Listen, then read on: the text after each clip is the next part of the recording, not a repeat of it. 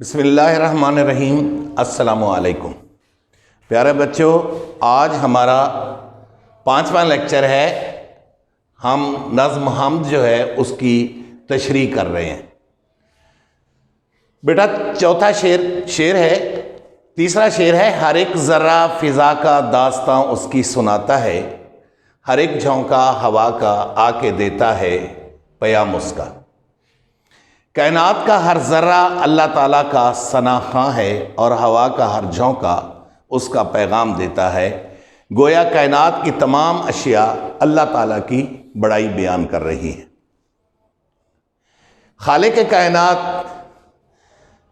اس کا یہ سب سے بڑا حق ہے کہ اس کی مخلوق جو ہے اس کا ذکر کرے اور اس کی حمد و ثنا کرے۔ تو صرف انسان ہی نہیں بلکہ کائنات کا ذرہ ذرہ، پہاڑوں سے لے کر کے ریت کے ذرات تک، اور پھول، درخت، پتے، ہوا، ہر چیز جو ہے وہ اللہ رب العزت کی حمد و ثنا کرتی ہے۔ اللہ تعالیٰ ہمیں کھلی آنکھ سے دکھائی نہیں دیتے، لیکن اللہ تعالیٰ اپنی نشانیوں سے، اپنی قدرت سے ہر جگہ عیاں ہے۔ دیکھیں، کوئی بھی چیز بنانے والے کے بغیر وجود میں نہیں آ سکتی۔ ایک چھوٹی سی کرسی سے لے کر مکان تک، اس کو بنانے میں بہت سارے لوگوں کا حصہ ہوتا ہے۔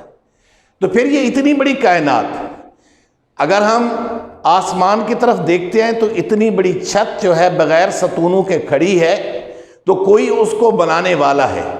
چاند، سورج، سیارے، ستارے، سب چیزیں جو ہیں یہ مظاہر فطرت جتنے بھی ہیں یہ اللہ تعالیٰ کی کاریگری کے ثبوت ہیں۔ اور پھر یہ چیزیں ہمیں دعوت فکر دے رہی ہیں کہ ان کو کوئی بنانے والا ہے، اور وہ صرف جو ہے اللہ کی ذات ہے۔ حمد کے اندر شاعر نے بنیادی طور پر توحید باری تعالیٰ کا ذکر کیا ہے۔ توحید جو ہے وہ ایک مومن کا سب سے بڑا خزانہ ہے، مومن کا سب سے بڑا جو ہے اثاثہ جو ہے وہ توحید ہے۔ یہ اللہ رب العزت کا بہت بڑا انعام ہے، بہت بڑا احسان ہے کہ پیارے نبی کریم صلی اللہ علیہ وآلہ وسلم کی امت میں پیدا کیا، اور پھر ہمیں توحید کی نعمت سے نوازا۔ تو اللہ تبارک و تعالیٰ اپنی ذات صفات میں بے مثل بے مثال ہے۔ اللہ تبارک و تعالیٰ کا کوئی ساجھے دار نہیں ہے۔ اللہ تعالیٰ یکتا ہے اور ہر چیز پر قادر ہے۔ قرآن گواہی دے رہا ہے کہ ان اللہ علی کل شیء قدیر، اللہ تعالیٰ ہر چیز پر قادر ہے۔ اب یہ ساری چیزیں جب ہم اپنے گرد و پیش میں نظر دوڑاتے ہیں تو پھر انسانی فکر، انسانی سوچ، وہ مجبور ہو جاتا ہے انسان کہ کوئی ذات ہے جو یہ سب کچھ بنا رہی ہے، جو سب کچھ بنایا ہے، اور کارخانہ قدرت کا جو ہے وہ چل رہا ہے۔ اگر کائنات کے اندر ایک سے زیادہ خدا ہوتے تو پھر اس کا نظام بگڑ جاتا۔ اس لیے اللہ تعالیٰ نے اپنے نظام میں کسی کو حصہ دار نہیں بنایا۔ ایک شعر ہے، اس حوالے سے بڑا خوبصورت ہے کہ گلزار ہست و بود ہے نہ بیگانہ وار دیکھ، گلزار ہست و بود ہے نہ بیگانہ وار دیکھ، ہے دیکھنے کی چیز اسے بار بار دیکھ۔ دیکھیے، اللہ اتنے بڑے، اللہ بہت عظیم، اللہ تعالیٰ جو ہے پھر جو عظیم ہے تو ان کی ہر چیز جو ہے وہ بھی عظیم ہے، ہر چیز جو ہے وہ بے مثال ہے۔ اسی لیے اللہ تبارک و تعالیٰ کو کسی گواہی کی، کسی اپنے وجود کی ضرورت نہیں، لیکن اس کے باوجود بھی ذات باری تعالیٰ کہیں قسمیں اٹھا کر کہتے ہیں، کبھی محبوب کے زلفوں کی قسمیں کھاتے ہیں، کبھی زمانے کی قسمیں کھاتے ہیں، یعنی اپنی بات کو پکا کرنے کے لیے۔ تو کلام پاک میں ارشاد ربانی ہے کہ نشانیاں ہیں فضاؤں میں، ہواؤں میں، ذرات میں، بارشوں میں، ان لوگوں کے لیے جو عقل رکھتے ہیں۔ یہ نشانیاں موجود ہیں، اللہ تعالیٰ ہر جگہ موجود ہیں۔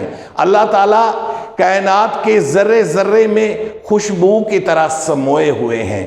جیسے اسے کہتے ہیں نا کہ ایک عمل ہے کہ ڈیفیوز ہو جانا. جب ہم کمرے میں کوئی خوشبو پھیلاتے ہیں تو وہ پورے کمرے کے اندر وہ ڈیفیوز ہو جاتی ہے اور کسی ایک جگہ پر ہم اس کو مقید نہیں کر سکتے کہ یہ جا رہی ہے خوشبو، یہ جا رہی ہے، یہ جا رہی ہے.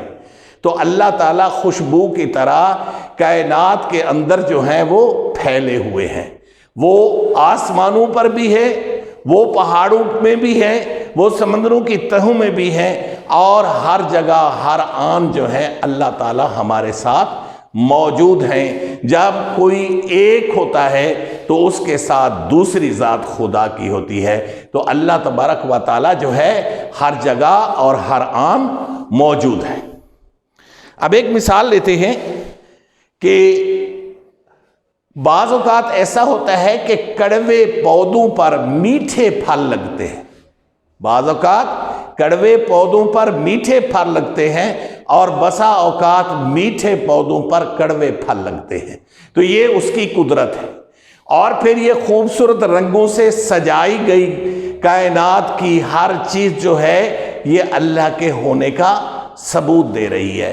تو شعر میں شاعر یہ کہتا ہے کہ اس کائنات کا ہر ذرہ جو ہے اللہ تعالیٰ کے ہونے کی گواہی دیتا ہے، اور ہوا کا ہر جھونکا جو ہے وہ بھی اللہ کے ہونے کا ثبوت فراہم کرتا ہے. دیکھیے کوئی قوت تو ہے کہ وہ ہوا چل رہی ہے بند ہو جاتی ہے، آسمان پر کچھ نہیں ہوتا بادل آ جاتے ہیں، پھر بارش برسنا شروع ہو جاتی ہے. تو یہ سارا موسموں کا تغیر اور تبدل، فضا کا جو ہے اس کے اندر کبھی گرمی کبھی سردی، یہ ساری چیزیں جو ہیں اس چیز کی گواہی دے رہی ہے کہ کوئی چیز، کوئی طاقت ایسی ہے جو ان کا نظام کو، اس نظام کو چلا رہی ہے. کوئی تو ہے جو نظام ہستی چلا رہا ہے، وہی خدا ہے، وہی خدا ہے، وہی خدا ہے. دیکھیے اللہ رب العزت کی قدرت، اللہ تبارک و تعالیٰ کا وجود، اور اللہ تعالیٰ جو ہے وہ اپنی قدرت سے، اپنی ان نشانیوں سے جو ہے وہ ہمیں دکھائی دیتے ہیں. اب سوال یہ پیدا ہوتا ہے کہ جب اللہ تعالیٰ ہر جگہ ہیں، ہر آن ہے، تو پھر وہ ہمیں کھلی آنکھ سے کیوں نہیں دکھائی دیتے؟ تو ہم محدود ہیں، اللہ لامحدود ہیں. اب محدود چیز لامحدود کا احاطہ نہیں کر سکتی. ہاں، جس کا جتنا زیادہ تعلق ہے، جس کا دل دیدہ و بینا ہے، جس کا دل محسوس کرتا ہے، آنکھ دیکھتی ہے، دیکھنے والی آنکھ جس کے پاس ہے، تو وہ اللہ تبارک و تعالیٰ کو دیکھ بھی سکتا ہے، اللہ کو محسوس بھی کر سکتا ہے. علامہ اقبال کا ایک خوبصورت شعر ہے، ظاہر کی آنکھ سے نہ تماشا کرے کوئی، ظاہر کی آنکھ سے نہ تماشا کرے کوئی، جو ہو دیکھنا تو دیدہ دل وا کرے کوئی. یعنی اگر اللہ کو دیکھنا ہے تو پھر دل کی آنکھوں سے دیکھا جائے. تو بیٹا کوٹیشن کے طور پر میں نے 2 شعر لکھے ہیں، وہ جو میں نے پہلے پڑھ دیے ہیں. ایک چیز یاد رکھیے کہ تشریح کرتے وقت جو ہے اس کو مشاعرہ نہ بنائیں، بلکہ 2-3 اشعار جو ہیں اگر آپ کوٹ کر دیتے ہیں، متبادل اشعار لکھ دیتے ہیں تو یہ سفیشینٹ ہے. 4 نمبر کا یہ سب اپنا شعر ہوتا ہے. تو ایک شعر میں یہ لکھ رہا ہوں کہ لاکھ پردوں میں ہے تو بے پردہ، لاکھ پردوں میں ہے تو بے پردہ، 100 نشانوں پہ بے نشان تو ہے. لاکھ پردوں میں ہے تو بے پردہ، 100 نشانوں پہ بے نشان تو ہے. کہ اے اللہ اگر تو لاکھوں پردوں میں چھپا ہوا ہے، لیکن اپنی رحمت اور اپنی مہربانیوں کے طفیل کائنات کا ذرہ ذرہ جو ہے تیرے ہونے کا ثبوت دیتا ہے. اور یہی نشانیاں جو ہیں تیرے وجود کے لیے کافی ہیں. اور ویسے بھی کسی انسان کو کیا حق پہنچتا ہے کہ وہ رب ذوالجلال کے ہونے یا نہ ہونے کے جھگڑوں میں پڑے. اور میرے منہ میں خاک، اللہ تبارک و تعالیٰ کو کیا ضرورت ہے کہ وہ اپنے وجود کے لیے جو ہے گواہیاں پیش کرے؟ یہ تو ہماری کوتاہی ہے کہ ہم جو ہے اللہ رب العزت کو، اگر دیکھیں اگر ہم یہ مانتے ہیں کہ اللہ ہیں ہمیں دیکھ رہے ہیں، ہمیں سن رہے ہیں، ہماری ہر حرکت پہ اللہ تبارک و تعالیٰ جو ہے وہ اللہ سے پوشیدہ نہیں ہے، تو پھر دیکھیے یہاں سے ایک سوال پیدا ہوتا ہے۔ ہم ایک طرف تو دعویٰ کرتے ہیں کہ ہم توحید کے ماننے والے ہیں، ہم اللہ کو مانتے ہیں، حاضر ناظر مانتے ہیں، پھر اللہ کو مانتے ہوئے بھی ہم جو ہے اس سے چشم پہلو تہی کرتے ہیں۔ اس کا مطلب تو یہ ہوا کہ ہمیں اللہ پر، اس کے وجود پر یقین نہیں ہے۔ دیکھیے اگر ایک افسر موجود ہے، کالج کا پرنسپل موجود ہے، گھر میں والد موجود ہے، تو اس کے ہوتے ہوئے ہم کوئی ناشائستہ یا نازیبا کام نہیں کرتے کہ وہ دیکھ رہے ہیں، اور اللہ ہمیں دیکھ بھی رہے ہیں اور اس کے باوجود بھی ہم اس کی مسلسل نافرمانی کیے جا رہے ہیں، تو اس کا مطلب یہ ہے کہ ہمارا ایمان کمزور ہے۔ ہم اللہ کو جب یہ مانتے ہیں کہ وہ دیکھتا بھی ہے اور سنتا بھی ہے، تو یقین کیجئے ہمارے بہت سارے مسائل حل ہو جاتے ہیں۔ ایک طرف تو ہم گناہوں سے بچ جاتے ہیں۔ توحید ایک ایسی ڈھال ہے جو گناہوں سے محفوظ رکھتی ہے۔ جب دل میں یہ تصور جاگزی ہو گیا کہ اللہ مجھے دیکھ رہا ہے، اللہ سن رہا ہے، اور پھر اللہ قادر بھی ہے، تو دل کے اندر خوف پیدا ہوگا کہ مجھے اللہ دیکھ رہا ہے، میں یہ کام نہ کروں۔ ایک طرف ہم گناہوں سے بچتے ہیں، دوسرا توحید ہمارے لیے ایک اور ڈھال ہے، اور ایک اور بہت بڑا ایسٹ ہے کہ اللہ جب سن بھی رہا ہے، دیکھ بھی رہا ہے، اور پھر کر بھی وہ سکتا ہے، تو پھر ہمیں کیا ضرورت ہے در در کی ٹھوکریں کھانے کی؟ اب دیکھیے باپ، میں دیکھ بھی رہا ہوں، سن بھی رہا ہوں، میں اپنے بچے کی بات سن بھی رہا ہوں، بچے کی حالت دیکھ بھی رہا ہوں۔ اب دیکھنے اور سننے کے بعد اس کی تکلیف یا پریشانی کو دور کرنے کے اہل نہیں ہوں، میں نہیں کر سکتا، میں قادر نہیں ہوں۔ اور اللہ دیکھ بھی رہا ہے، سن بھی رہا ہے، اور ہمارے مسائل کو حل بھی کر سکتا ہے، تو ہمارا دوسرا مسئلہ بھی حل ہو جاتا ہے جب توحید ہمارے دلوں میں جان گزی ہو جائے۔ ایک تو ہمارے دلوں سے خوف نکل جاتا ہے، کیسے کہ وَالْقَدْرِ خَيْرِهِ وَشَرِّهِ مِنَ اللَّهِ تعالیٰ، کہ اچھی بری تقدیر اللہ کی طرف سے، کوئی ہمیں نقصان، حدیث پاک میں آتا ہے، مفہوم ہے کہ اگر پوری دنیا کے انسان ہمیں نفع پہنچانے پر آ جائیں اور اللہ کو منظور نہ ہو تو ہمیں کوئی فائدہ نہیں پہنچا سکتے، اور اگر پوری دنیا کے انسان ہمیں نقصان پہنچانے پر آئیں اور اللہ کو منظور نہ ہو تو وہ ہمارا بال بیکا بھی نہیں کر سکتے۔ تو توحید کے آ جانے سے یقین کیجئے کہ اگر آج ہم صرف توحید پر محنت کریں اور توحید ہمارے دلوں میں آ جائے، ہسپتال ویران ہو جائیں، عدالتیں تھانے جو ہیں وہ لوگوں سے خالی ہو جائے، لوگوں کے تمام تر مسائل جو ہیں وہ خود بخود حل ہو جائے۔ صحابہ کو اگر کوئی مسئلہ ہوتا تھا، حتیٰ کہ اگر جوتے کا تسمہ بھی ٹوٹ جاتا تو اللہ سے مانگتے تھے، اور اللہ تعالیٰ ان کے ان مسائل کو حل کرتے تھے۔ توحید کا مقصد صرف یہ نہیں ہے کہ ہم صرف اس کو کہیں کہ ہم نے مان لیا، نہیں، اقرار باللسان و تصدیق بالقلب، کہ یعنی دل زبان اقرار کرے اور دل اس پر گواہی دے، دل اس کو مانے بھی صحیح۔ اقبال کا ایک شعر ہے، خرد نے کہہ بھی دیا لا الہ تو کیا حاصل، خرد نے کہہ بھی دیا لا الہ تو کیا حاصل، دل و زبان مسلمان نہیں تو کچھ بھی نہیں۔ تو بیٹا ہم آتے ہیں اس شعر کو ایک بار پھر سم اپ کرتے ہیں کہ کائنات کا ہر ذرہ اللہ تعالیٰ کا ثنا خواں ہے، وہ اللہ تعالیٰ کے وجود کی گواہی دیتا ہے، اور کائنات کا ذرہ ذرہ جو ہے یہ ہمیں چیخ چیخ کر بتا رہا ہے کہ اللہ ہے، اللہ کائنات کی سب سے بڑی طاقت ہے، اللہ کائنات پر محیط ہیں، اللہ نے سب کچھ پیدا کیا ہے، اور ہر جگہ اللہ ہی کے سوا کچھ ہی نہیں ہے۔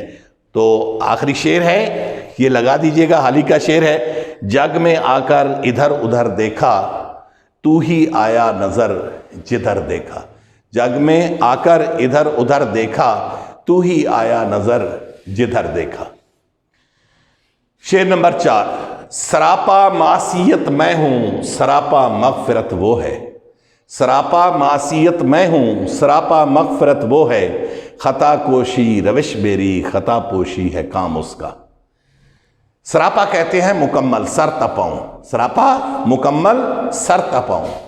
شاعر کہتا ہے کہ میں اول سے آخر گناہوں کا پتلا ہوں، اور اللہ تبارک و تعالی رحیم اور کریم ہے، معاف کرنے والے ہیں، غفور اور رحیم ہے، خطا کوشی روش میری، گناہ کرنا میرا کام، اور گناہوں پر پردہ ڈالنا اس کا کام ہے۔ تو بیٹا اب اس شعر کے اندر شاعر نے انسانی وصف کو بیان کیا ہے، اور اس کے بعد اللہ کی بے پناہ رحمت اور احسان کا ذکر کیا ہے۔ اب شاعر یہ کہتا ہے کہ میں تو گناہ ہی گناہ ہوں، میں تو گناہ ہی گناہ ہوں، اور وہ عطا ہی عطا ہے، وہ غفور الرحیم ہے، وہ غفار الذنوب ہے، ہمارے گناہوں کو معاف کرنے والے ہیں۔ میرا کام کیا ہے؟ خطا کرنا۔ میرا کام کیا ہے؟ حکم عدولی کرنا، اور اس کا کام جو ہے میری خطاؤں کو معاف کرنا ہے۔ دیکھیے بیٹا، بات یہ ہے کہ انسان کی جو یہ وصف ہے کہ انسان خطا کرتا ہے، غلطی کرتا ہے، انسان خطا کرتا ہے، غلطی کرتا ہے، اور پھر جب وہ غلطی کا اسے احساس ہوتا ہے، اپنے رب کی طرف رجوع کرتا ہے، اللہ سے معافی مانگتا ہے، گناہوں کی توبہ کرتا ہے، تو اللہ رب العزت کو یہ فعل بہت پسند ہے، بہت محبوب ہے۔ میرے رب کو میرے رب کو نیکیاں کرنے والے سے زیادہ گناہوں پر رونے والے پسند ہیں۔ میرے اللہ کو نیکیاں کرنے والوں سے زیادہ گناہوں پر رونے والے پسند ہیں۔ فرمایا گیا، بزرگ نے فرمایا کہ جس سے غلطی نہیں ہوتی وہ فرشتہ ہے، جو غلطی پر پچھتاتا ہے، روتا ہے، وہ ولی ہے، اور جو غلطی پر اتراتا ہے وہ شیطان ہے۔ یعنی غلطی پر، خطا پر اترانا شیطان کا کام، اور خطا پر رونا، اللہ سے معافی مانگنا، اللہ کی طرف رجوع کرنا جو ہے وہ ولیوں کا کام ہے۔ خطا انسان سے ہوتی ہے۔ ہمارے جد امجد حضرت آدم علیہ السلام، ان سے بھی لغزش ہوئی، خطا ہوئی، تو اللہ رب العزت نے انہیں جنت سے نکال دیا، ایکسپیل کر دیا۔ تو پھر وہ اللہ سے مانگتے تھے، اور بہت ہی خوبصورت دعا ہے، قرآن میں آئی ہے، حضرت آدم علیہ السلام کی دعا، ربنا ظلمنا انفسنا وان لم تغفر لنا وترحمنا لنکونن من الخاسرین۔ اے اللہ، ہم نے اپنی جانوں پر ظلم کیا، ربنا ظلمنا انفسنا، اپنی جانوں پر ظلم کیا، وَإِن لَمْ تَغْفِرْ لَنَا، اور اگر تو نے معاف نہ کیا، لَنَكُونَنَّ مِنَ الْخَاسِرِينَ، تو ہم گھاٹا پانے والوں میں، نقصان ہونے والوں میں ہو جائیں گے۔ دیکھیے کیسے خوبصورت دعا ہے، اور ہمیں بھی چاہیے کہ یہ دعا اکثر مانگا کریں، ربنا ظلمنا انفسنا وَإِن لَمْ تَغْفِرْ لَنَا وَتَرْحَمْنَا لَنَكُونَنَّ مِنَ الْخَاسِرِينَ۔ اللہ تبارک و تعالیٰ نے حضرت آدم علیہ السلام کو معاف کر دیا، تو گویا اب ٹو ایئر از ہیومن، خطا کرنا انسان کا کام ہے، انسان سے ہو جاتی ہے۔ جس سے خطا نہیں ہوتی وہ ولی، وہ فرشتہ ہے، جو خطا پر پچھتاتا ہے، روتا ہے، وہ ولی ہے، اور جو خطا پر اتراتا ہے وہ شیطان ہے، شیطان اتراتا ہے۔ تو اللہ تبارک و تعالی اور میرے رب کو نیکیاں کرنے والوں سے زیادہ گناہوں پر رونے والے زیادہ پسند ہیں۔ میرے رب کو توبہ کرنے والے بہت پسند ہیں، اور جو کوئی دل سے توبہ کرتا ہے تو پھر اللہ تبارک و تعالی نہ صرف اس کے گناہوں کو معاف کر دیتے ہیں، بلکہ اس کے سیئات کو حسنات میں بدل دیتے ہیں، یعنی اس کی خطاؤں کو نیکیوں میں تبدیل کر لیتے ہیں۔ اگر ہمارے گناہ اتنے زیادہ بھی ہو گئے ہیں کہ زمین اور آسمان کے درمیان جو خلا ہے اس کے برابر بھی ہیں، تو توبہ کرنے سے وہ بھی معاف ہو جاتے ہیں۔ تو اللہ رب العزت سے ہمیں اپنے گناہوں کے لیے مغفرت طلب کرنی چاہیے، خطاؤں پر معافی مانگنی چاہیے، رونا چاہیے، اللہ کے آگے گڑ گڑانا چاہیے۔ یہ فعل میرے رب کو بہت پسند ہے۔ فارسی کا ایک شعر ہے، کریماں بے بخشائے برحال ما کہ ہستم اسیر کمند ہوا، نداریم غیرز تو فریاد رس کہ تو ہی آسیارہ خطا بخش بس۔ یعنی ہم نے اللہ سے معافی مانگنی ہے، مولا تیرے بغیر کوئی نہیں، تو غنی از ہر دو عالم و من فقیر، روز محشر عذرہائے من پذیر، گر حسابم رات و بینی ناگزیر، از نگاہ مصطفیٰ پناہ بگیر۔ یعنی علامہ اقبال آخری 3 دن یہ ربائی دہراتے تھے، یہ انہی کی ہے، لکھی بھی انہوں نے خود ہی ہے اور علامہ اقبال ہی کی ہے، اور پھر اس کے بعد اللہ کو پیارے ہو گئے تھے۔ تو غنی از ہر دو عالم و من فقیر، روز محشر عذرہائے من پذیر، گر حسابم رات و بینی ناگزیر، از نگاہ مصطفیٰ پناہ بگیر۔ کہ ہمارے گناہ مولا اتنے ہیں کہ اس وقت میرے پاس کچھ عذر نہیں ہوگا، اپنے گناہوں کے لیے کوئی دلیل نہیں ہوگی، اور صرف تو ہی کافی و شافی ہوگا، اور صرف اگر سہارا ہے تو پھر تیرے محبوب عربی کا، محبوب کے سہارے سے یہی ایک ہمیں حوصلہ ہے۔ خار ہیں، بدکار ہیں، ڈوبے ہوئے ذلت میں ہیں، کچھ بھی ہیں لیکن مولا تیرے محبوب کی امت میں ہیں۔ تو اب ہم نے ایک طرف تو اللہ سے رجوع کرنا ہے، اللہ سے مانگنا ہے، اور اس محبوب کے صدقے سے توفیل مانگنا ہے، اسی کے نالین مبارک کا صدقہ ہے، سرکار کے غلاموں کا جو ہے ہمارا جو ہے، ہم اگر اللہ تعالی ہمیں سرکار کے غلاموں کا غلام بھی بنا دے تو یہ بھی ہمارے لیے بہت بڑی ورث ہے، اور یہی جو ہے ہمارا ترہ امتیاز ہے۔ تو اس شعر میں شاعر نے انسان کی فطرت کا اشارہ کیا ہے کہ انسان سے غلطی خطا ہوتی ہے، انسان خطا کا پتلا ہے۔ اب جب اس سے خطا ہو جائے تو وہ اللہ کی طرف رجوع کرے اور رو رو کر اپنے گناہوں کی معافی مانگے، اللہ کے صدق کے دل سے توبہ کرے، تو اللہ جو ہیں وہ بڑے کریم ہیں، اور وہ جو ہیں بہت ہی معاف کرنے والے ہیں، اور وہ ہمیں معاف کر دیتے ہیں، ہمارے سیئات کو حسنات میں بدل دیتے ہیں۔ تو شعر ہے، خار ہیں، بدکار ہیں، ڈوبے ہوئے ذلت میں ہیں، کچھ بھی ہیں مولا تیرے محبوب کی امت میں ہے۔ اللہ تبارک و تعالی ہمیں پیارے نبی حضرت محمد مصطفیٰ احمد مجتبیٰ صلی اللہ علیہ وآلہ وسلم کے صدقے سے معاف فرمائے، اللہ تعالی ہمارے گناہوں پر پردہ ڈالے، اللہ تعالی ہمیں اپنی جو ہے خاص رحمت سے نوازے، اور کہاں ہم اللہ تعالیٰ سے صرف یہی ہے، یہی امید ہے کہ وہ پیارے نبی کے صدقے سے ہم اس نبی کے امتی ہیں جس نبی کے امتی ہونے کے لیے اولو العزم نبی جو ہے وہ بھی خواہش کرتے گئے۔ آمین ثم آمین۔ تھینک یو، خدا حافظ۔